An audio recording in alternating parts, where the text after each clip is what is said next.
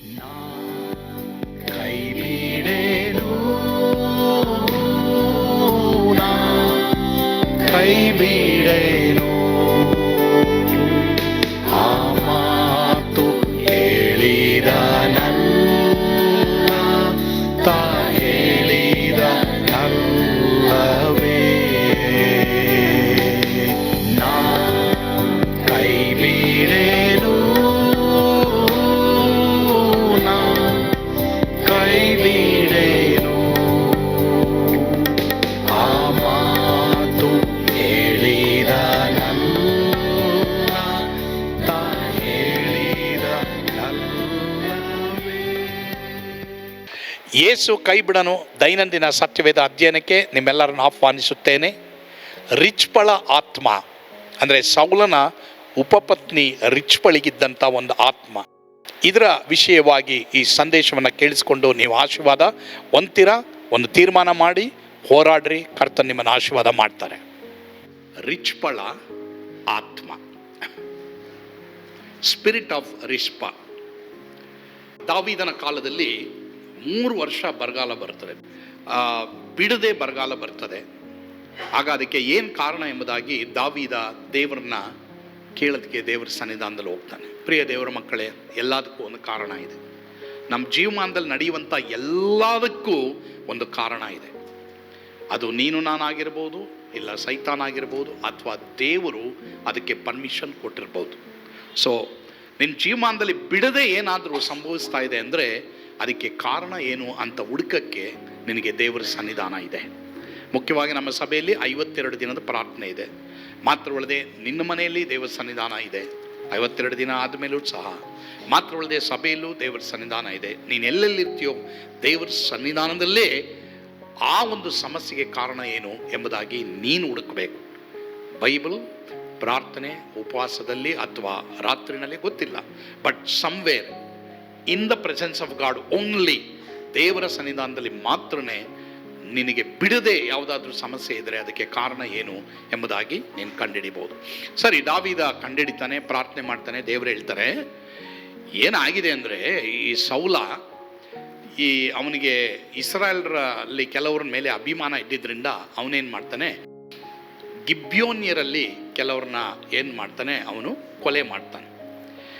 ಈ ಆ್ಯಕ್ಚುಲಿ ಗಿಬ್ಯೋನ್ರನ್ನ ಕೊಲೆ ಮಾಡಲ್ಲ, ಅವರೊಂದಿಗೆ ಒಂದು ಒಡಂಬಡಿಕೆ ಮಾಡಿಕೊಂಡಂಥ ಯೆಹೋಶುವನ ಕಾಲದಲ್ಲಿ ಅವರೊಂದು ತೀರ್ಮಾನ ಮಾಡಿರ್ತಾರೆ ದೇವರ ಹತ್ರ, ಇವ್ರನ್ನ ಲೈಫ್ ಲಾಂಗ್ ನಾವು ಕೊಲೆ ಮಾಡಲ್ಲ ಅಂತ. ಯೆಹೋಶುವ ಸಹ ಪ್ರಾರ್ಥನೆ ಮಾಡಿಲ್ಲ, ಯುಕ್ತಿಯಿಂದ ಬಂದಂಥ ಇವರೊಂದಿಗೆ ಗಿಬ್ಯೋನ್ಯರೊಂದಿಗೆ ಒಡಂಬಡಿಕೆ ಮಾಡ್ಕೊಂಡ್ಬಿಡ್ತಾನೆ. ಎರಡನೇದಾಗಿ, ನಮ್ಮ ಜೀವಮಾನದಲ್ಲಿ ಪ್ರಾರ್ಥನೆ ಮಾಡದೆ ನಾವು ಏನೇ ಮಾಡಿದ್ರು ಸಹ ಪ್ರಿಯ ದೇವರ ಮಕ್ಕಳೇ, ಅದರ ಕಾನ್ಸಿಕ್ವೆನ್ಸ್ ನಾವು ಅನುಭವಿಸ್ಬೇಕಾಗ್ತದೆ. ಎಷ್ಟೋ ಕಾರ್ಯಗಳು ನಮ್ಮ ಜೀವಮಾನದಲ್ಲಿ ನಾವು ಪ್ರಾರ್ಥನೆ ಮಾಡದೆ ತೀರ್ಮಾನ ತಗೊಂಡ್ಬಿಡ್ತೀವಿ. ಯೆಹೋಶುವ ಹಂಗೆ ಮಾಡ್ದ, ಬಟ್ ಇವರು ಲೈಫ್ ಲಾಂಗ್ ಏನು ಮಾಡಬೇಕಾಯ್ತು, ಇಸ್ರಾಯೇಲರ ಜೊತೆನೇ ಇರಬೇಕಾಯ್ತು. ಇವರು ಅನ್ಯರು, so whatever it may be. ಆದರೆ ಸೌಲ ಪ್ರಮಾಣವನ್ನು ಮೀರಿ ಏನು ಮಾಡಿಬಿಡ್ತಾನೆ, ಗಿಬ್ಯೋನ್ಯರನ್ನು ಕೊಲೆ ಮಾಡಿಬಿಡ್ತಾನೆ. ಅದಕ್ಕೆ ದೇವರು ಹೇಳ್ತಾರೆ, ಆ ರಕ್ತಪರಾಧ ಈ ಸೌಲನು ಅವನ ಕುಟುಂಬದ ಮೇಲೆ ಇರೋದರಿಂದ ನಿನಗೆ 3 ವರ್ಷ ಬರಗಾಲ ಬಂದಿದೆ, ಇದು ಬಿಡದೆ ಭಯಂಕರವಾಗಿದೆ ಎಂಬುದಾಗಿ ದೇವರು ಅವನಿಗೆ ತಿಳಿಸ್ತಾನೆ. ಸರಿ, ದಾವೀದ ತಿಳಿದ ತಕ್ಷಣವೇ ಗಿಬ್ಯೋನ್ರನ್ನ ಕರೆಸ್ತಾನೆ. ಕರೆಸ್ಬಿಟ್ಟು ಏನು ಹೇಳ್ತಾನೆ ಅಂತಂದರೆ, ನಾನು ನಿಮಗೇನು ಮಾಡಲಿ, ಈಗ ನಾವೇ ಕಾರಣಪ್ಪ, ನಾವೇ ಕಾರಣ, ಈಗ ಅದನ್ನು ಸರಿಪಡಿಸ್ಬೇಕು. ಈ ಬರಗಾಲ ನಮ್ಮಿಂದ ತೀರಬೇಕು, ಈ ಕೋಪ ಏನಾಗಬೇಕು, ದೇವರ ಕೋಪ ನಮ್ಮಿಂದ ದೂರ ಹೋಗ್ಬೇಕಾದ್ರೆ ನಾನೇ ಏನಾದರೂ ಮಾಡಬೇಕಂತೇಳಿ ಅವನು ತೀರ್ಮಾನ ಮಾಡ್ತಾನೆ. ಪ್ರಿಯರೇ, ಗೊತ್ತಿಲ್ಲ ನಿಮ್ಮ ಜೀವಮಾನದಲ್ಲಿ ಯಾವ ವಿಷಯವಾಗಿ ನೀವು ಬಿಡದೆ ಕುಗ್ಗಿ ಹೋಗ್ತಾ ಇದ್ದೀರಾ, you have to take an action. ನಾನು ನೀನು ಆ್ಯಕ್ಷನ್ ತೊಗೊಳ್ಬೇಕು. ಬಟ್ ಫಸ್ಟ್ ಎಲ್ಲಿಗೆ ಬರಬೇಕು ಗೊತ್ತಾ, ದೇವರ ಸನ್ನಿಧಾನಕ್ಕೆ ಬರಬೇಕು. ಅಲ್ಲಿ ನಿಮ್ಗೆ ಉತ್ತರ ಸಿಗುತ್ತೆ. ದೆನ್ ಟೇಕ್ ಎನ್ ಆ್ಯಕ್ಷನ್ ತೊಗೊಳ್ಬೇಕು. ಸೊ ಇವ್ರು ಹೇಳ್ತಾರೆ, ನೋಡಪ್ಪ, ಇಸ್ರಾಯೇಲರನ್ನ ಕೊಲೆ ಮಾಡೋದೆಲ್ಲ ಅಷ್ಟು ಸುಲಭ ಅಲ್ಲ, ನಾವು ಕೊಲೆ ಮಾಡೋಕ್ಕೂ ಆಗಲ್ಲ, ಆದ್ದರಿಂದ ಏನು ಮಾಡೋಕ್ಕಾಗಲ್ಲ ದಾವೀದ ಅಂದಾಗ ದಾವೀದ ಹೇಳ್ತಾನೆ, ಇಲ್ಲ ನೀವೇನು ಹೇಳ್ತಿರೋ ಮಾಡ್ತೀನಿ ಅಂತ. ಅವಾಗ ಅವರೇನು ಹೇಳ್ತಾರೆ, ಸರಿನಪ್ಪ, ನಮ್ಮ ಹಿರಿಯರನ್ನು ಕೊಲೆ ಮಾಡಿದ್ನಲ್ಲ ಈ ಸೌಲ, ಅವನ ಹತ್ರ ಇರೋಂಥ 7 ಮಕ್ಕಳನ್ನ ಕರ್ಕೊಂಬ, ಆ 7 ಮಕ್ಕಳನ್ನ ನಾವು ಕೊಲೆ ಮಾಡಿ ಅವ್ರನ್ನ ಮರಕ್ಕೆ ನೇತಾಕ್ತೀವಿ ಅಂತ ಹೇಳ್ತಾನೆ. ಸರಿ, ಸೌಲನಿಗೆ ಉಪಪತ್ನಿಯಾದಂಥ ರಿಚ್ಪಾ ಇರ್ತಾಳೆ, ಅವಳಿಗೆ 2 ಮಕ್ಕಳು ಇರ್ತಾರೆ. ಮಾತ್ರವಲ್ಲದೆ ಸೌಲನಿಗೆ ಮೆರೇಬಾ ಅಂತ ಒಬ್ಬ ಮಗಳಿರ್ತಾಳೆ, ಅವಳಿಗೆ 5 ಜನ ಮಕ್ಕಳಿರ್ತಾರೆ. ಈ 7 ಜನನ ದಾವೀದ ಅವ್ರ ಕೈ ಕೊಡ್ತಾನೆ. ಆವಾಗ ಇವರು ಕೊಲೆ ಮಾಡಿ ಇವ್ರನ್ನ ನೇತಾಕ್ಬಿಡ್ತಾರೆ ಅವ್ರ ಸ್ಥಳದಲ್ಲಿ. ಇದು ನಡೆದಂಥ ಸಂಗತಿ. ಆ ಟೈಮ್ನಲ್ಲಿ ಏನಾಗ್ತದೆ ಎಂಬುದಾಗಿ ನಾವು ನೋಡುವಾಗ, ಈ ರಿಚ್ಪಾ ಅಲ್ಲಿ ಕುಳಿತಿದ್ದಾಳೆ. ಅವಳ 2 ಮಕ್ಕಳು, 7 ಜನ ಮಕ್ಕಳು ಅಂದರೆ ಮೆರಬಗ 5, ಇವಳಿಗೆ 2. ಈ ಗಿಬ್ಯೋನ್ಯರು ಇವಳ ಮಕ್ಕಳನ್ನ ನೇತಾಕಿರ್ತಾರಲ್ಲ, ಶವನ. ಈ ಶವ ಆಕಾಶದ ಪಕ್ಷಿಗಳು ಕಾಡು ಮೃಗಗಳು ಬಂದು ಇವರ ಶವವನ್ನು ಮುಟ್ಟಬಾರ್ದು, ಮಳೆಗೆ ನೆನಿಬಾರ್ದು ಅಂತೇಳಿ, ಶವವನ್ನು ಮುಟ್ಟಬಾರ್ದು ಅಂತೇಳಿ ಸುಗ್ಗಿ ಕಾಲದಿಂದ ಮಳೆ ಬರೋವರೆಗೂ ಇವಳೇನು ಮಾಡ್ತಾಳೆ, ರಿಚ್ಪಾ ಹೋಗಿ ಅಲ್ಲಿ ಕೂತ್ಕೊಂಡು ಆ ಆಕಾಶದ ಪಕ್ಷಿಗಳು ಶವವನ್ನು ಮುಟ್ಟಬಾರ್ದು, ಕುಕ್ಕಬಾರ್ದು, ತಿನ್ನಬಾರ್ದು ಎಂಬುದಾಗಿ ಹೇಳಿ ಆಕೆ ಏನು ಮಾಡ್ತಾಳೆ, ಅಲ್ಲಿ ಕೂತ್ಕೊಂಡು ಹೋರಾಡ್ತಾಳೆ. ಏನಿದು ಆಕಾಶದ ಪಕ್ಷಿಗಳು ಮತ್ತು ಕಾಡು ಮೃಗಗಳು? ಮತ್ತಾಯ 13ನೇ ಅಧ್ಯಾಯ 4ನೇ ವಚನ. ಒಬ್ರು ಈ ಕಡೆ ಮೈಕ್ ತಗೊಂಡು ಹೋದ್ರಿ ಬೇಗ. ಮತ್ತಾಯ 13:4. ಕೇಳಿರಿ, ಬಿತ್ತುವವನು ಬಿತ್ತುವುದಕ್ಕೆ ಹೊರಟನು. ಅವನು ಬಿತ್ತುವಾಗ ಕೆಲವು ಬೀಜ ದಾರಿಯ ಮಗ್ಗುಲಲ್ಲಿ ಬಿದ್ದವು. ಹಕ್ಕಿಗಳು ಬಂದು ಅವುಗಳನ್ನು ತಿಂದು ಬಿಟ್ಟವು. ಹಕ್ಕಿಗಳು ಬಂದು ಬಿತ್ತಲ್ಪಟ್ಟಂತ ಬೀಜ ವಾಕ್ಯವನ್ನ ತಿಂದ್ಬಿಡ್ತು. ಹಕ್ಕಿ, ಒಬ್ಬ ಬಿತ್ತುವವನು ಹೋಗ್ತಾನೆ, ದಾರಿಯ ಮಗ್ಗಲಲ್ಲಿ ಆ ಬೀಜಗಳು ಬಿದ್ದೋಗ್ತದೆ. ಆ ಟೈಮ್ನಲ್ಲಿ ಹಕ್ಕಿಗಳು ಬಂದು ಏನಾಗ್ತದೆ, ಆ ಬೀಜವನ್ನು ತಿಂದುಬಿಡ್ತದೆ. ಸರಿ, ಈ ಹಕ್ಕಿ ಯಾವುದು?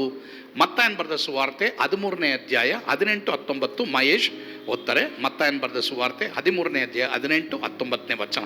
ಈ ಹಕ್ಕಿ ಯಾವುದು? ನಾನೀಗ ಮಾತಾಡ್ತಾ ಇರೋದು ರಿಚ್ಪಾ ತನ್ನ ಮಕ್ಕಳ ಶವವನ್ನು ಆಕಾಶದ ಪಕ್ಷಿಗಳು, ಹಕ್ಕಿಗಳು ತಿನ್ನಬಾರ್ದು ಎಂಬುದಾಗಿ ಹೇಳಿ ಅಲ್ಲಿ ಕುಳಿತುಕೊಂಡಿದ್ದಲ್ಲ, ಆ ಆಕಾಶದ ಹಕ್ಕಿಗಳು ಯಾರನ್ನ ತೋರಿಸ್ತದೆ ಅನ್ನೋದನ್ನ ನಾವು ನೋಡ್ತೀವಿ. ಬಿತ್ತುವವನ ವಿಷಯವಾದ ಸಾಮ್ಯದ ಅರ್ಥವನ್ನು ಕೇಳಿರಿ. ಯಾವನಾದರೂ ಪರಲೋಕ ರಾಜ್ಯದ ವಾಕ್ಯವನ್ನು ಕೇಳಿ ತಿಳುಕೊಳ್ಳದೆ ಇರುವಲ್ಲಿ ಸೈತಾನನು ಬಂದು ಆ ಮನುಷ್ಯನ ಮನಸ್ಸಿನಲ್ಲಿ ಬಿತ್ತಿದ್ದನ್ನು ತೆಗೆದುಹಾಕುತ್ತಾನೆ. ಈ ಮನುಷ್ಯನೇ ಬೀಜ ಬಿತ್ತ ದಾರಿ ಮಗ್ಗಲಲ್ಲಾಗಿರುವವನು. ಸರಿ, ಯಾವಾಗ ವಾಕ್ಯ ನಾವು ತಿಳ್ಕೊಳ್ಳಲ್ವೋ, ವಾಕ್ಯ ಕೇಳಿಸ್ಕೊಳ್ಬಹುದು, ಆದರೆ ವಾಕ್ಯನ ತಿಳ್ಕೊಳ್ಬೇಕು. It's very important. ನೀನು ಬೈಬಲ್ ಓದಬೇಕಾದ್ರೂ, ಪ್ರಸಂಗ ಮಾಡಬೇಕಾದ್ರೂ, ಯಾರಾದರೂ ವಾಕ್ಯ ಹೇಳುವಾಗ ಏನೋ ಕಿವಿಗೆ ಚೆನ್ನಾಗಿದೆ, ಸೂಪರ್ ಆಗಿದೆ ಎಂಬುದಾಗಿ ಕೇಳಿಸ್ಕೊಳ್ಳೋದಲ್ಲ, ವಾಕ್ಯನ ಅಂಡರ್ಸ್ಟ್ಯಾಂಡ್ ಮಾಡ್ಕೊಳ್ಬೇಕು, ಹೃದಯಕ್ಕೆ ತಗೋಬೇಕು. ಆ ವಾಕ್ಯ ನಮ್ಮಲ್ಲಿ ಮಾಂಸಧಾರಿಯಾಗಿ ಮಾರ್ಪಡಬೇಕು. ಇಲ್ಲದೆ ಹೋದರೆ ಆ ವಾಕ್ಯನ ಸೈತಾನು ತೆಗೆದು ಬಿಡ್ತಾನೆ. ಹಾಗಾದರೆ ಇಲ್ಲಿ ಆಕಾಶದ ಹಕ್ಕಿ ಯಾರಂದರೆ ಸೈತಾನ್. ಇವಾಗ ಯೋಹಾನ್ ಬರೆದ ಸುವಾರ್ತೆ 10ನೇ ಅಧ್ಯಾಯ 10ನೇ ವಚನ. ಕಳ್ಳನು ಕದ್ದುಕೊಳ್ಳುವುದಕ್ಕೂ ಕೊಯ್ಯುವುದಕ್ಕೂ ಹಾಳು ಮಾಡುವುದಕ್ಕೂ ಬರುತ್ತಾನೆ ಹೊರತು ಮತ್ಯಾವುದಕ್ಕೂ ಬರುವುದಿಲ್ಲ. ನಾನಾದರೂ ಅವುಗಳಿಗೆ ಜೀವವೂ ಇರಬೇಕೆಂತಲೂ ಅದು ಸಮೃದ್ಧಿಯಾಗಿ ಇರಬೇಕೆಂತಲೂ ಬಂದೆನು. ಸರಿ, ಪ್ರಿಯ ದೇವರ ಮಕ್ಕಳೇ, ನಿನ್ನ ಜೀವಮಾನದಲ್ಲಿ ನೀನು ಫಲ ಕೊಡಕ್ಕೆ, ಅಭಿವೃದ್ಧಿ ಹೊಂದಕ್ಕೆ ದೇವರ ವಾಕ್ಯ ಇದೆ. ಆ ದೇವರ ವಾಕ್ಯವನ್ನು ಸೈತಾನು ಕದ್ದುಕೊಳ್ಳಬಾರ್ದು, ಹಾಳು ಮಾಡಬಾರ್ದು. ಸರಿ, ಈಗ ಸ್ಟೋರಿಗೆ ಬರೋಣ. ರಿಚ್ಪಳ ಆತ್ಮ ಅಂದರೆ ಏನು? ಆಕೆ ಈ ರೀತಿಯಾಗಿ ಏಕೆ ಶವಗಳು ಹಕ್ಕಿಗಳಿಗೂ ಕಾಡು ಮೃಗಗಳಿಗೂ ಸಿಕ್ಕದ ಹಾಗೆ ಮಾಡಿದರ ಅರ್ಥವೇನು? ಈಗ ರಿಚ್ಪಾ ಅಲ್ಲಿ ಶವಗಳ ಮುಂದೆ ಕುತ್ಕೊಂಡಿದ್ದಾಳೆ. ಅದರ ಅರ್ಥ ಏನು ಎಂಬುದಾಗಿ ನಾವು ನೋಡುವಾಗ, ತನ್ನ ಮಕ್ಕಳಿಗಾಗಿ ಅವಳೇನು ಮಾಡ್ತಾಳೆ? ಒಂದನೇದಾಗಿ 5 ಕಾರ್ಯ ಇದೆ. ಅದು ಒಂದನೇದಾಗಿ ಅವಳು ತನ್ನ ಮಕ್ಕಳಿಗಾಗಿ ಹೋರಾಡ್ತಾಳೆ. ಭಾಳ ಭಾಳ ಇಂಪಾರ್ಟೆಂಟ್ ವಿಷಯ. ರಿಚ್ಪಳ ಆತ್ಮದಲ್ಲಿ 5 ಕಾರ್ಯಗಳನ್ನು ನಾವು ಅರ್ಥ ಮಾಡ್ಕೊಳ್ಬೋದು. ತನ್ನ ಮಕ್ಕಳಿಗಾಗಿ ಹೋರಾಡ್ತಾಳೆ. ಇವತ್ತು ಎಷ್ಟೋ ಮಕ್ಕಳು ದೇವರಿಂದ ದೂರ ಇದ್ದಾರೆ, ವಾಕ್ಯದಿಂದ ದೂರ ಇದ್ದಾರೆ, ದೇವರ ಪ್ರೆಸೆನ್ಸಿಂದ ದೂರ ಇದ್ದಾರೆ. ಎಷ್ಟೋ ಜನ ಸಭೆಗೂ ಬರೋದಿಲ್ಲ, ಎಷ್ಟೋ ಜನ ದೇವರ ಸನ್ನಿಧಾನದಿಂದ ದೂರ ಇದ್ದಾರೆ. ಪ್ರಿಯರೇ, ಹೀಗಾಗಿ ನಿಮ್ಮ ಕುಟುಂಬದಲ್ಲಿ ಯಾರ್ಯಾರು ದೇವರ ಸನ್ನಿಧಾನದಿಂದ ದೂರ ಇದ್ದಾರೋ ಅವರಿಗಾಗಿ ಹೋರಾಡಬೇಕು. You have to fight. ನೀವು ಫೈಟ್ ಮಾಡಲೇಬೇಕು. ನಿಮ್ಮ ಮಕ್ಕಳಿರ್ಬೋದು, ನಿಮ್ಮ ಸಂಬಂಧಿಕರಿರ್ಬೋದು, ನಿಮ್ಮ ಕುಟುಂಬದವರು ಇರ್ಬೋದು, ಯಾರೇ ಇರ್ಬೋದು, ಅವರಿಗಾಗಿ ನೀವೇನು ಮಾಡಬೇಕು? ಹೋರಾಡುವವರಾಗಿರಬೇಕು. ಲೂಕ 23:28. ಯೇಸು ಅವರ ಕಡೆಗೆ ತಿರುಗಿಕೊಂಡು, ಯೆರೂಸಲೇಮಿನ ಸ್ತ್ರೀಯರೇ, ನನಗೋಸ್ಕರ ಅಳಬೇಡಿರಿ, ನಿಮಗೋಸ್ಕರವೂ ನಿಮ್ಮ ಮಕ್ಕಳಿಗೋಸ್ಕರವೂ ಅಳಿರಿ. ಸ್ವಾಮಿ ಏನು ಹೇಳಿದ್ರು ಗೊತ್ತಾ? ಈ ರಿಚ್ಪಳ ಆತ್ಮ ಏನು ತೋರಿಸ್ತದೆ ಗೊತ್ತಾ? ನಿಮಗೋಸ್ಕರ, ನಿಮ್ಮ ಮಕ್ಕಳಿಗೋಸ್ಕರ ಅಳಿರಿ, ಗೋಳಾಡ್ರಿ. ಏನಕ್ಕೆ? ದೇವರೇ, ನನ್ನಲ್ಲಿ ಪಾಪ ಇದೆ, ದೇವರೇ ಈ ಪಾಪದಿಂದ ಬಿಡುಗಡೆ ಮಾಡು, ಈ ಅವಿಧೇಯತ್ವದಿಂದ ಬಿಡುಗಡೆ ಮಾಡು, ಅಥವಾ ನನ್ನಲ್ಲಿ ಏನಾದರೂ ಕೆಟ್ಟದಿದೆಯಾ ಅದರಿಂದ ನನ್ನ ಬಿಡುಗಡೆ ಮಾಡು ದೇವರೇ, ನನ್ನ ಮಕ್ಕಳನ್ನು ಬಿಡುಗಡೆ ಮಾಡು, ನನ್ನ ಕುಟುಂಬವನ್ನು ಬಿಡುಗಡೆ ಮಾಡು, ನನ್ನ ರಿಲೇಟಿವ್ಸನ್ನು ಬಿಡುಗಡೆ ಮಾಡಪ್ಪ ಎಂಬುದಾಗಿ ನಾನು ನೀನೇನು ಮಾಡಬೇಕು, ಅಳಬೇಕೆಂಬುದಾಗಿ ರಿಚ್ಪಳ ಹಾಗೆ ನಾನು ನೀನೇನು ಮಾಡಬೇಕು, ಮತ್ತೊಬ್ಬರಿಗಾಗಿ ಹೋರಾಡೋರಾಗಿರಬೇಕು. ನಾನು ನಂಬ್ತೀನಿ ಪ್ರಿಯರೇ, ಈ ಸಂದೇಶದ ಮೂಲಕವಾಗಿ ನೀವು ಆಶೀರ್ವಾದ ಹೊಂದಿದ್ದೀರಿ. ರಿಚ್ಪಳ ಒಂದು ಆತ್ಮ ಅಂದರೆ ನೀವು ಪ್ರಾರ್ಥನೆಯಲ್ಲಿ ಹೋರಾಡಿ ಜಯವನ್ನು ನೀವು ಪಡೆಯುವಂಥ ಒಂದು ಆತ್ಮ, ಪವಿತ್ರಾತ್ಮ ನಿಮಗೆ ಕೊಡ್ತಾರೆ. ಆ ರೀತಿ ನೀವು ದೇವರನ್ನ ಕೇಳ್ಕೊಳ್ಳಿ, ಕರ್ತನ ನಿಮ್ಮನ್ನು ಆಶೀರ್ವಾದ ಮಾಡ್ತಾರೆ. ಆಮೇನ್. ಪ್ರಾರ್ಥಿಸೋಣ. ನಮ್ಮನ್ನು ಬಹಳವಾಗಿ ಪ್ರೀತಿ ಮಾಡಿದಂಥ ನಮ್ಮ ಸ್ವರ್ಗೀಯ ತಂದೆ ಆದ್ದೇವೆ, ಎಲ್ಲ ದೇವ ಮಕ್ಕಳಿಗೂ ರಿಚ್ಪಳ ಆತ್ಮ ಕೊಡಪ್ಪ. ಪವಿತ್ರಾತ್ಮನ ಹೋರಾಟದ ಪ್ರಾರ್ಥನೆಯನ್ನು ದೇವರೇ ಎಲ್ಲರಿಗೂ ನೀನು ದಯಪಾಲಿಸು ಸ್ವಾಮಿ. ಅಪ್ಪ ತಂದೆ ಆದ್ದೇವರೇ ಸ್ವಾಮಿ, ಅನೇಕರು ಪ್ರಾರ್ಥನೆಯಲ್ಲಿ ವೀಕ್ ಆಗಿದ್ದಾರೆ, ಅವರನ್ನು ಪ್ರಾರ್ಥನೆಯಲ್ಲಿ ಬಲಪಡಿಸಪ್ಪ. ಯೇಸುವಿನ ಹೆಸರಿನಲ್ಲಿ ಪ್ರಾರ್ಥಿಸ್ತೇವೆ ಸ್ವಾಮಿ. ಆಮೇನ್. ಪ್ರಿಯರೇ, ಕರ್ತನ ನಿಮ್ಮನ್ನು ಆಶೀರ್ವಾದ ಮಾಡಲಿ, ಸ್ವರ್ಗದ ಆನಂದ ನಿಮ್ಮನ್ನು ತುಂಬಿ ತುಳುಕಲಿ. ಆಮೇನ್. God bless you.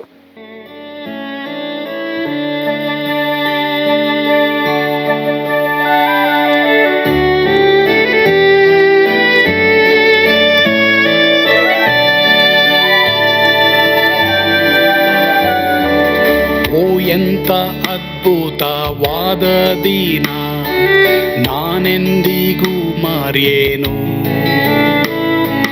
ಪಾಪಂಧಕಾರದೊಳ್ ಅಲೆದೇನ, ರಕ್ಷಕನ ಕಂಡೇನು.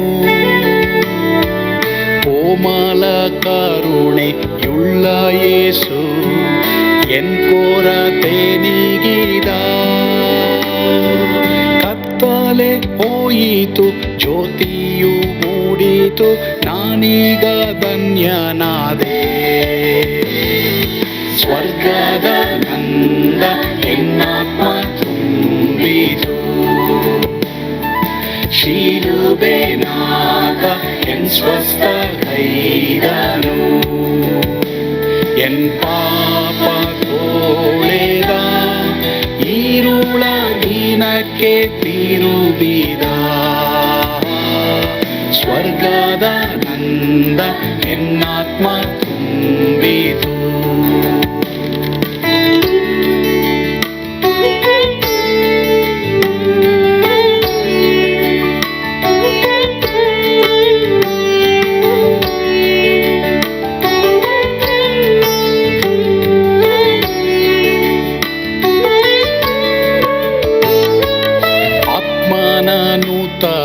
ಜನ್ಮದಿಂದ ದೇವಪುತ್ರನಾದೇನು.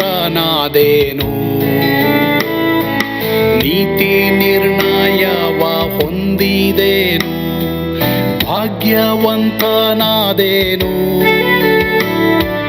ಪಾಪಾತ್ಮನಾಗಿ ನಾ ಬಂದಾಗಲೇ ಆಶೀರ್ವಾದ ಸಿಕ್ಕಿತು. ಕೃಪೆಯ ಮೂಲವೇ ರಕ್ಷಣೆ ಹೊಂದಿದೆ, ಸುನಾಮ ಕೊಂಡಾಡುವೆ. ಸ್ವರ್ಗದ ನಂದ ಎನ್ನಾತ್ಮ ತುಂಬಿತು, ಶಿಲುಬೆನಾಗ ಎನ್ ಸ್ವಸ್ಥ ಕೈದನು. ಎನ್ ಪಾಪ ತೋಳೆದ, ಈರುಳ ದಿನಕ್ಕೆ ತಿರುಗಿದ. ಸ್ವರ್ಗದ ನಂದ ಎನ್ನಾತ್ಮ ತುಂಬಿತು.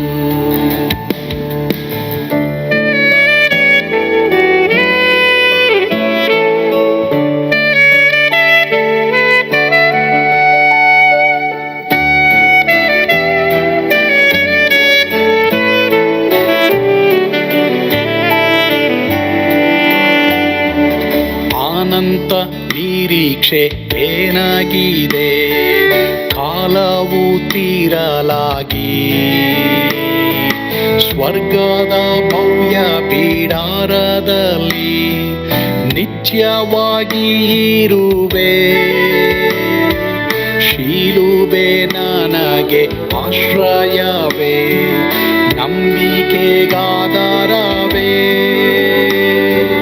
ನಿತ್ಯ ಐಶ್ವರ್ಯವ ದಿವ್ಯಾಶೀರ್ವಾದವ ಕರ್ತ ಇವನೇ ನಗೆ.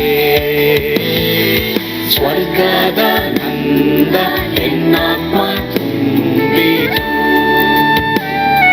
ಶಿಲುಬೆನಾಥ ಎನ್ ಸ್ವಸ್ಥಗೈದನು.